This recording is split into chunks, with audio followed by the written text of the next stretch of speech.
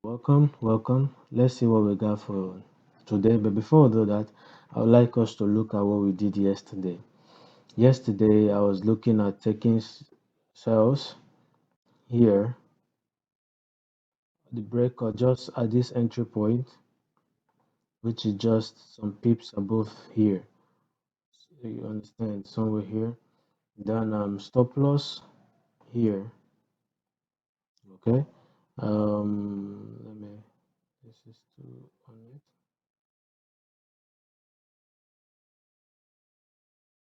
Something like this. 1 hour.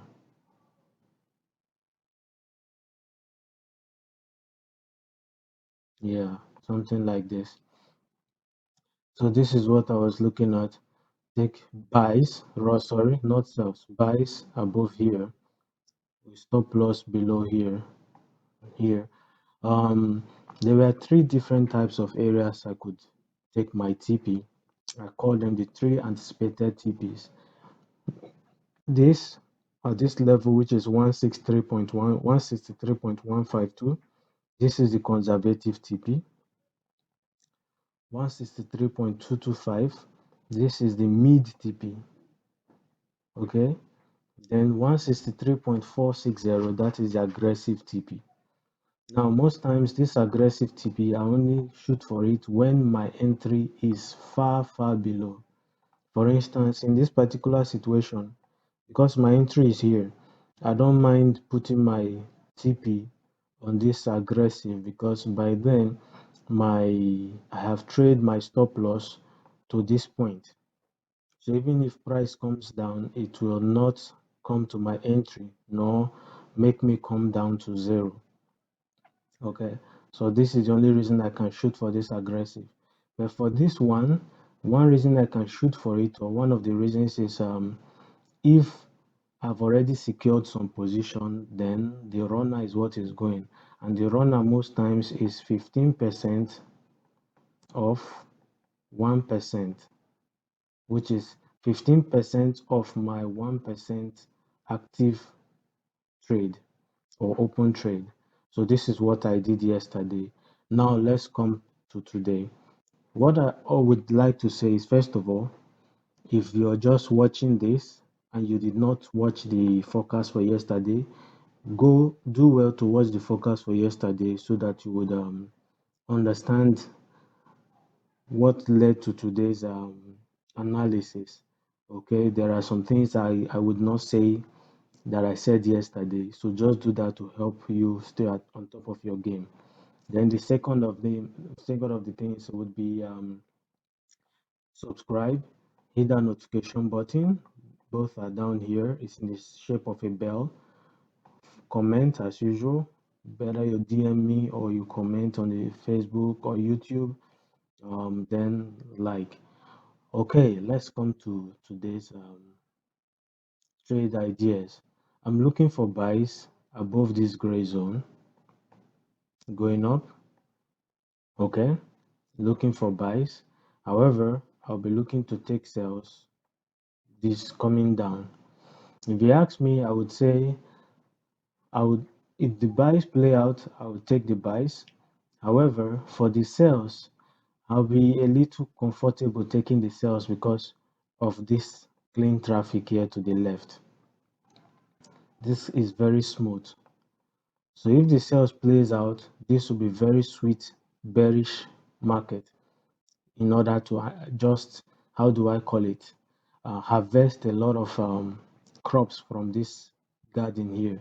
So this is a beautiful sell that would occur. Okay, like I always tell my mentees, you don't miss anything if you were not prepared for it. Have that on the back of your mind. Unless you are prepared for something and it occurs or happens, then you missed it. But if you were not prepared for it, you did not miss it. In fact, you have learned how to anticipate such a move when it occurs again. With that being said, this is what I'm looking out for on British pound, Japanese yen. If you did not get it, what I said, please watch it again to give you a different insight on what I just said. For the next on my watch list is Next on my watch list is gold. Gold played out beautifully. Like I said, watch the forecast for yesterday so that you have a better understanding of why gold did what it did like this yesterday to bring us to this point. For gold, I was looking for buys above here where we get a bullish breach, come for a test, then we continue going up. Or at first, I was looking for sales below this structure, but because of this new breach that occurred, sales shifted upwards. So I would have been triggered in somewhere around here or here in order to do what? Dump for price to drop. So gold played out beautifully. Watch the forecast for yesterday so that you have a better understanding of what I'm saying right now. Gold played out beautifully. For today, what I'm looking out on gold is take buys here or take sells going down. However, don't forget that on the daily time frame, price has hit a support level. Something like this occurred. Price has hit here a support level. So on the daily, price might retrace before eventually doing what? Coming down. On the 4 hours, we already have a little retracement. So what I'm looking at is very simple. Take sells on the break of the structure, stop loss will be here, or wait for buys to occur, which will occur here. Sweet buys will occur here. However, you could still get some counter trend buys inside of this bearish move. But I have to say this bearish move is not the smoothest of them all. So it is better to look for buys above this range, this gray zone here. The sweetest buys will occur above this gray zone. However, if you want to take counter trend buys, be cautious of this galloping movement. On the other hand, sells below here. So this is what I'm looking out for on gold. Okay. Again, watch the forecast for yesterday to understand why price did this, so that you see what you capitalize on. The next one is Bitcoin. Gold is dropping. Bitcoin would be dropping. Why? Based on what? The correlating factor. What is the correlating factor? The correlating factor is based on the idea that if US dollar is super strong and US dollar is the counter currency to Bitcoin and gold, it is anticipated, it is believed that both Bitcoin and gold should drop. In other words, whatever has US dollar as its counter currency, like the currency on the left, no, the currency on the right, would be affected by the strength of the US dollar. Just like we saw earlier, gold was dipping, Bitcoin is also what? Dipping. This is the fact, the what we call the correlating factor. But that does not mean that it occurs like this always. Let's look at it in a way. Let me use numerical method. If US dollar is 1.0 and 1.0 is the highest value in the numerical index, you have from 0 to 1.0, this range. If gold and Bitcoin is anything below 1.0, that is to say that both of them will be dropping. If US dollar now becomes weak, let's say US dollar instead of it to be 1.0 is now 0.5, okay, and Bitcoin is 0.7 and gold is 0.4. Gold will be dropping while Bitcoin will be rallying. Why? Because Bitcoin is stronger than US dollar, as in the BTC part of Bitcoin is stronger than the gold part of, how do I put it? Bitcoin will be stronger than the DXY, which is the US dollar index. However, gold will be weaker than the dollar itself. I'm looking up for a simpler way to put it so it doesn't become confusing. The one I'm trying to say is that Bitcoin, if it's 0.7, will be stronger. The base currency will be stronger than the counter currency dollar. Meanwhile, for gold, the base currency will be weaker than the counter currency dollar. So why gold will be dropping, Bitcoin will be rallying. So what I'm trying to say in summary is that don't say because gold is dropping right now, Bitcoin must drop, or because Bitcoin is dropping, gold must drop. What you can use to aid you is to use the US dollar index. Don't use gold and Bitcoin as correlators. They don't go together all the time. It happens once in a while. Okay. With that being said, what I'm looking out for is perhaps I'm looking to take continuous bearish dipping to go down. If we get some deeper retracement, we could look for counter trend buys going up.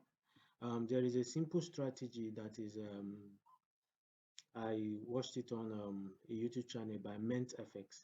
He talked about the three box strategy. Very simple and very useful. Okay, then this is three box strategy. This is the base. The impulsive leg is this vertical rectangle. Then the retracement will come to this third box, which is at what? The demand order block. So the third box, this your buy limit will be on the top of the box, your stop loss will be the bottom of the box. You don't expect price, I have added a little bit anyway. You don't expect price to breach this bottom box before going up. Okay, so for you to know where to place your box, this third box is the king here. Not really, all of them are important, but this is where we define whether your stop loss will be hit or you'll be entering too early or too late and you miss the trade. So, but there is a strategy my mentor taught us, which is impulsive leg, retracement, V formation. It could be impulsive, it could be equal V, test one, test two, or impulsive test one, test two. So you see how this one would make you to always win. However, you will be very, very meticulous, calculative, unemotional, detached. A lot of things would be dead for you to be alive here. Meanwhile, this one would help you in a way that you just see the market as simple as it's supposed to be seen. After you've understood this, you will now start going into this. I'm not saying this is greater than this or this is less than this. I'm just trying to say that this one is more advanced compared to this, but both of them are beautifully applied when you know what you're doing.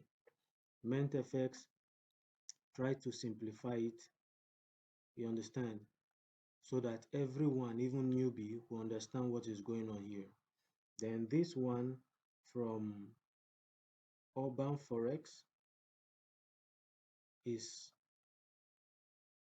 higher, okay?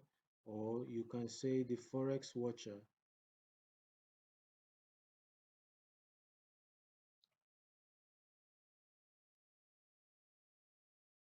Okay, so this is the technique here. This is the technique from MentFS. So whichever one you want to learn, you are the right spot because this is just two of the numerous strategies that are stuck in this head here. So let's see what we do for gold. I'm looking for sweet buys. We'll call here.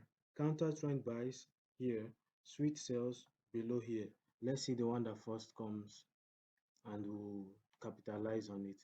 So this is all I got for you right now. Baraka Bashad, peace.